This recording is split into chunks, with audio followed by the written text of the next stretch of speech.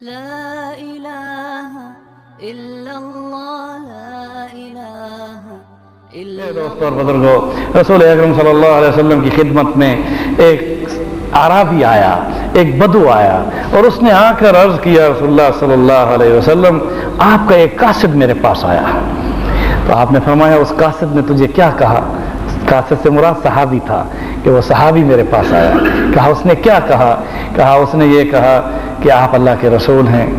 میں نے اس سے یہ بات بھی سنی، پھر بہت ساری باتیں سنی، تو میں نے کہا میں خود جا کر جو جو باتیں تو نے کہی ہیں میں آپ کے رسول سے جا کر پوچھوں گا، اور اگر وہ اس کا جواب مجھے براہ راست دیں گے تو پھر میں ایمان لاؤں گا.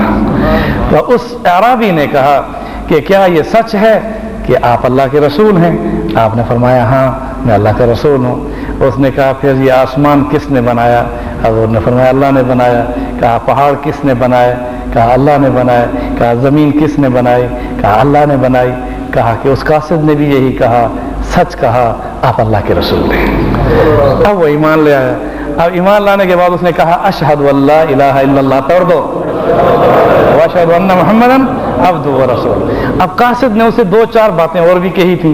پھر اس نے کہا اب تو میں ایمان لے آیا، اب میں اور تصدیق کرتا ہوں کہ اس صحابی نے مجھے چار باتیں اور کہیں. کیا اللہ نے ہمارے اوپر دن میں 5 نمازیں فرض کی ہیں؟ آپ نے فرمایا ہاں اللہ نے فرض کی ہیں. کہا سال میں زکوٰۃ فرض کی ہے؟ کہا اللہ نے فرض کی ہے. کہا زندگی میں حج فرض کیا ہے؟ کہا اللہ نے فرض کیا ہے. ہر سال رمضان کے روزے فرض کیے ہیں. دین سارا سیکھ کرایا ہوا تھا. کس سے؟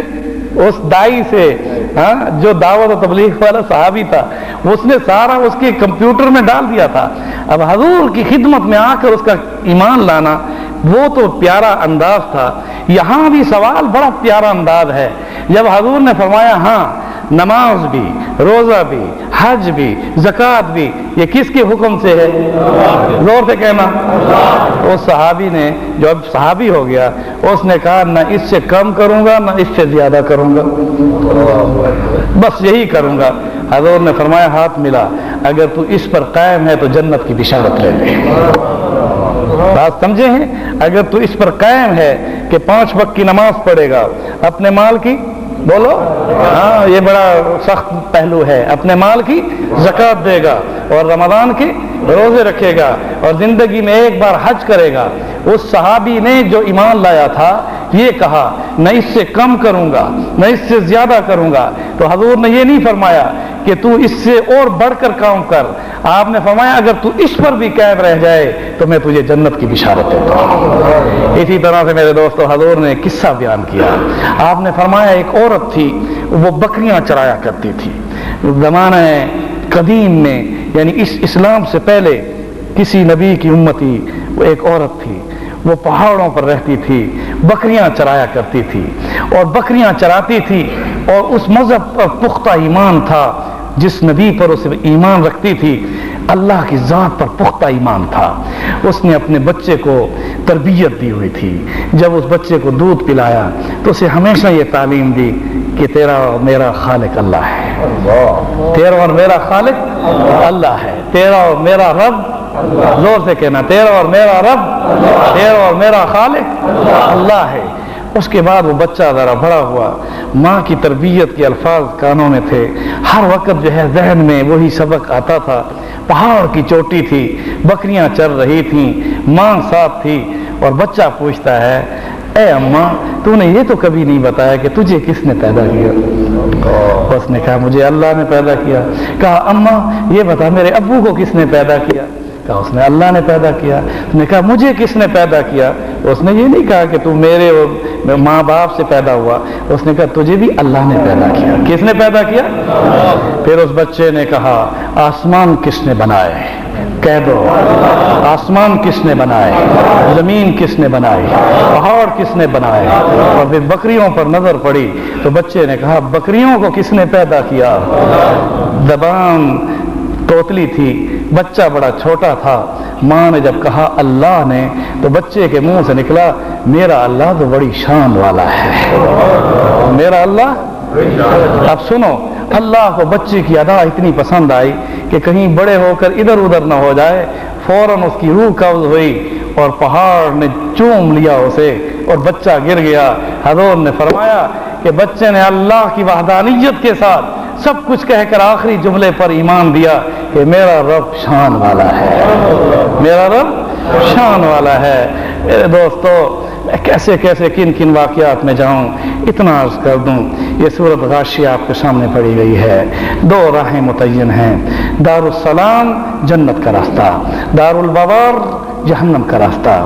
اس دنیا میں یہ زمین ہے، یہ زمین چاہے مکہ کی ہو، چاہے یہ زمین یورپ کی ہو، چاہے یہ زمین ایشیا کی ہو، چاہے یہ زمین افریقہ کی ہو، چاہے یہ زمین آسٹریلیا کی ہو، دنیا بھر میں سمندر پار جہاں کہیں بھی اگر کائنات میں زمین ہے، جو بھی زمین ہے، اس زمین کے اوپر دو راستے چل رہے ہیں، ایک راستہ جنت میں جا رہا ہے اور ایک راستہ جہنم کو جا رہا ہے۔ ان دو راستوں میں مکہ مکرمہ، یہ تو حج کے لیے انسان جاتا ہے، اللہ نے فرمایا ہم نے جنت کا راستہ بھی پوری زمین پر رکھا ہے اور جہنم کا راستہ بھی پوری زمین پر رکھا ہے۔ میرے دوستو، جہاں بھی رہو اللہ کی مان کر چلو، سنتوں پر چلو، فرائض پر چلو، واجبات کو پورا کرو، اللہ کی رضا کے ساتھ چلو، انشاءاللہ جنت ہماری انتظار کر رہی ہے۔ قرآن کا پیغام ہے، گھروں میں بھیجو، کیسٹوں کے ذریعے سے دین کو پھیلاؤ، اسی طرح سے میڈیا کو استعمال کرو، اسی طرح سے آگے بڑھو، آؤ ہاتھ اٹھائیں اور اللہ سے جنت کا سوال کریں۔ الحمدللہ رب العالمین والصلاة والسلام علی رسولہ محمد وعلی آلہ واصحابہ اجمعین۔ اے اللہ ہم سب کے گناہوں کو معاف فرما، پوری امت کے گناہوں کو معاف فرما۔ اے اللہ ہم سب کو ہدایت عطا فرما، پوری امت کو ہدایت عطا فرما۔ مولا کریم عز و جل تو ہم سب کا خاتمہ بالخیر ایمان پر فرما۔ اے اللہ آخرت کی منزلیں آسان فرما، اے اللہ آخرت کی منزلیں آسان فرما۔ اے اللہ اس دنیا میں عافیت، سلامتی اور تقوی اور ایمان کا اعلیٰ مقام عطا فرما۔ سب کو اے اللہ ظالموں کے ظلم سے بچا، مفسدین کے فساد سے بچا، حاسدین کے حسد سے بچا، نظر بس سے بچا، جادوگروں کے جادو کے اثر سے بچا، نفس و شیطان کے شرور سے بچا۔ اے اللہ سچوں کا ساتھ عطا فرما، نیکوں کی دوستی عطا فرما، صراط مستقیم پر چلا، روزہ زندگی میں نیک اعمال کی توفیق عطا فرما۔ کہ قیامت کے دن ہماری زبان لسعیہا راضیہ، ہم اپنے کیے ہوئے عمل پر جب دائیں ہاتھ میں اعمال نامہ دیکھیں، فقرأ کتابیہ، اس اعمال نامے کو پڑھتے ہوئے آگے بڑھیں اور جنت کی نعمتوں کے اندر داخل ہو جائیں۔ مولا کریم عز و جل تو ہم سب کے ماں باپ کی مغفرت فرما، ہم سب کے والدین کی مغفرت فرما، ہم سب کے بہن بھائیوں کی مغفرت فرما، ہم سب کی بیوی بچوں کی مغفرت فرما۔ مولا کریم عز و جل اے اللہ تو ہم سب کو جنت میں اپنا دیدار حق نصیب فرما۔ اے اللہ امت کے مریضوں کو شفا عطا فرما، ہمارے بیماروں کو شفا عطا فرما۔ اے اللہ ہمارے بیماروں کو شفا عطا فرما، ہم سب کو روحانی جسمانی امراض سے شفا عطا فرما، ہم سب کے علم میں، عمر میں، رزق میں، عزت میں برکت عطا فرما۔ ہم سب کو اے اللہ ہم سب کی جان مال عزت آبرو کی حفاظت فرما، ہم سب کی دعاؤں کو قبول فرما، ہم سب کی جائز حاجات کو پورا فرما۔ اے اللہ اسی مجلس کو جو ہم سب ہاتھ اٹھائے بیٹھے ہیں مغفرت کا پروانہ عطا فرما اور بار بار مقبول مبرور حج اور عمرے ہر سال کرنے کی توفیق عطا فرما۔ سبحان ربک رب العزت عما یصفون وسلام علی المرسلین والحمد للہ رب العالمین۔ اسلام کی نشر و اشاعت کے لیے دینی اصلاحی خطبات، دروس تفسیر قرآن و حدیث اور اسلامک لیکچر سننے کے لیے مولانا ڈاکٹر احمد علی سراج کا آفیشیل